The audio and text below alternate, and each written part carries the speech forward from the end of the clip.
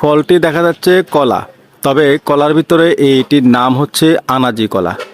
এটি সবজি হিসেবে ব্যবহৃত হয়, পাকলেও খাওয়া যায়, তবে কয়েকে খাওয়ার চাইতে সবজি হিসেবে খাওয়াটা সুন্দর এবং উত্তম এবং পুষ্টিকর।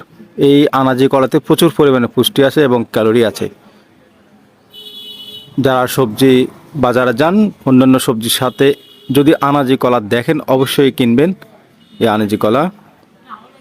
আপনার এলাকায় আনাজি কলার দাম কত সেটা আমাদের কমেন্টসে একটু জানিয়ে দিন, তাহলে আমরা বুঝবো আপনাদের এলাকায় আনাজি কলার দাম কত।